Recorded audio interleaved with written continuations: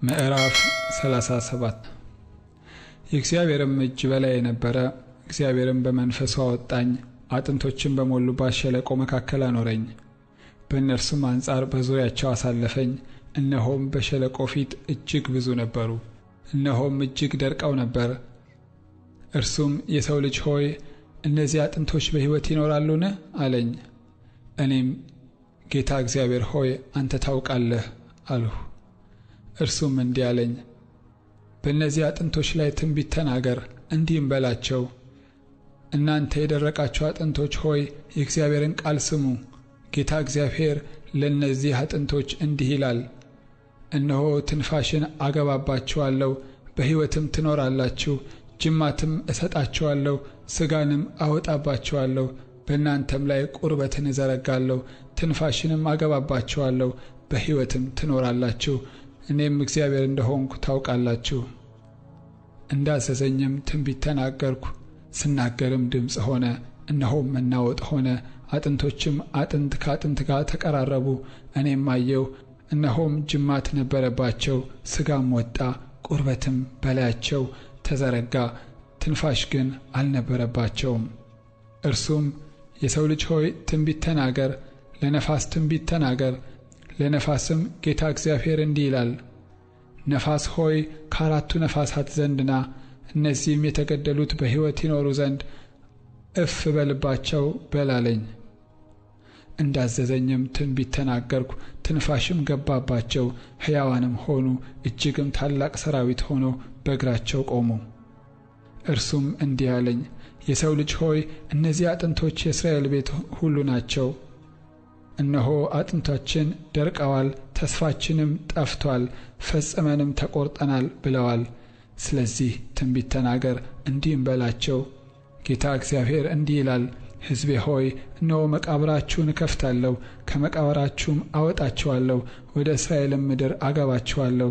ሕዝቤ ሆይ መቃብራችሁን በከፈትኩ ጊዜ፣ ከመቃብራችሁም ባወጣኋችሁ ጊዜ እኔ እግዚአብሔር እንደሆንኩ ታውቃላችሁ። መንፈሴን በውስጣችሁ አሳድራለሁ፣ እናንተም በሕይወት ትኖራላችሁ፣ በገዛ ምድራችሁም አኖራችኋለሁ።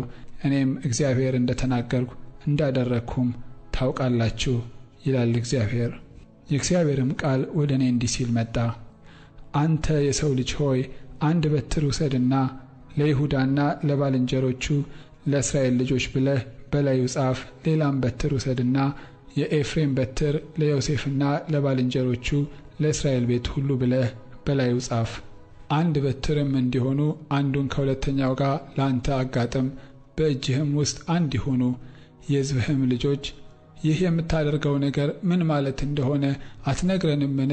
ብለው በተናገሩ ጊዜ አንተ ጌታ እግዚአብሔር እንዲህ ይላል፣ እነሆ በኤፍሬም እጅ ያለውን የዮሴፍን በትር ባልንጀሮቹንም የእስራኤልን ነገዶች እወስዳለሁ፣ ከእርሱም ከይሁዳ በትር ጋር አጋጥማቸዋለሁ፣ አንድ በትርም አደርጋቸዋለሁ፣ በእጄም ውስጥ አንድ ይሆናሉ በላቸው። የምትጽፍባቸውን በትሮች በዓይናቸው ፊት በእጅህ ውስጥ ይሆናሉ። አንተም እንዲህ ትላቸዋለህ፣ ጌታ እግዚአብሔር እንዲህ ይላል፣ እነሆ የእስራኤልን ልጆች ከሄዱባቸው ከአሕዛብ መካከል እወስዳለሁ፣ በስፍራም ሁሉ እሰበስባቸዋለሁ፣ ወደ ገዛ ምድራቸውም አመጣቸዋለሁ። በምድርም ላይ በእስራኤል ተራሮች ላይ አንድ ሕዝብ አደርጋቸዋለሁ፣ አንድ ንጉሥም በሁላቸው ላይ ይነግሣል።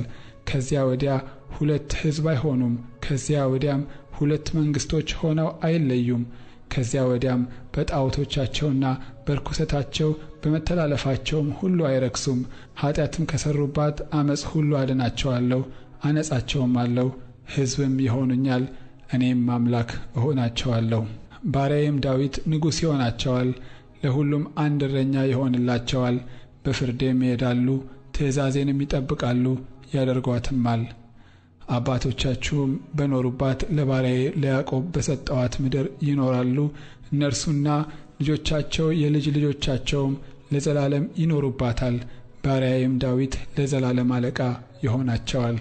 የሰላምም ቃል ኪዳን ከእነርሱ ጋር አደርጋለሁ፣ የዘላለምን ቃል ኪዳን ይሆንላቸዋል። እኔም እባርካቸዋለሁ፣ አበዛቸውም አለው። መቅደሴንም ለዘላለም በመካከላቸው አኖራለሁ፣ ማደሪያዬንም በመካከላቸው ይሆናል። እኔም አምላክ ሆናቸዋለሁ፣ እነርሱም ሕዝብ ይሆኑኛል።